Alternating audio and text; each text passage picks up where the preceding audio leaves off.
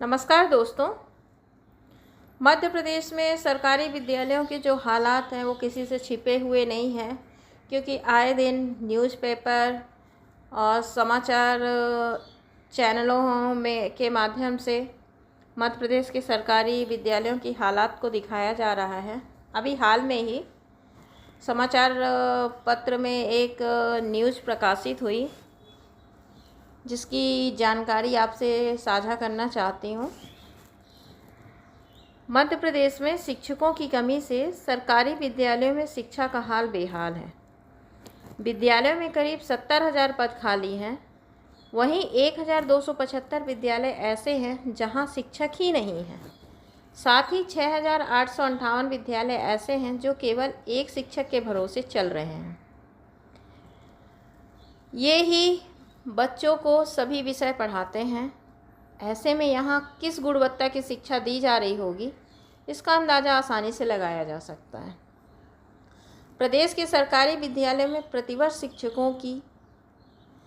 शिक्षकों को यहाँ से वहाँ किया जाता है। अच्छे शिक्षकों की सूची बनाकर इन्हें उन विद्यालयों में भेजने का दावा होता है जहाँ शिक्षक नहीं है। स्थिति यह है कि कुछ जिलों में सरकारी विद्यालयों में शिक्षकों की कमी है, तो शहरी क्षेत्रों में के विद्यालयों में 28,815 अतिशेष शिक्षक हैं। शिक्षकों की कमी के चलते राष्ट्रीय शिक्षा नीति के अनुसार शिक्षण कार्य संभव नहीं हो पा रहा है। यह खुलासा शिक्षक पोर्टल पर अपलोड आंकड़ों से हुआ है। सिर्फ ग्रामीण क्षेत्र ही नहीं, कई ऐसे शहरी क्षेत्र हैं जहाँ पे आज भी शिक्षक नहीं है या एक ही शिक्षक पूरे विद्यालय को संचालित कर रहे हैं। एक तो सबसे बड़ी समस्या है कि 5 साल में भर्ती आती है। इन 5 साल में भर्ती में भी नाम मात्र के पद निकाले जाते हैं, जिसमें कुछ ही लोगों का सिलेक्शन हो पाता है और उनको भी सरकार जॉइनिंग नहीं देती है। 2023 में भी जो भर्ती परीक्षा हुई वो भी लगभग 5 सालों बाद आई।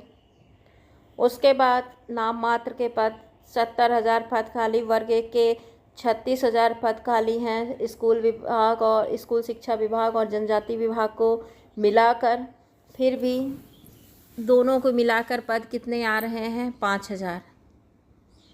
तो शिक्षकों की कमी रहना स्वाभाविक है। मुझे समझ में नहीं आ रहा सरकार चाहती क्या है। सरकार यदि स्कूलों का संचालन नहीं कर पा रही है तो उनको ख़त्म ही कर दे।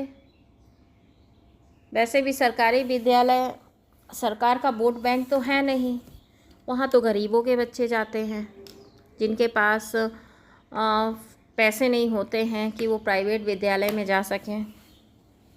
तो उनसे सरकार को फ़र्क ही क्या पड़ता है।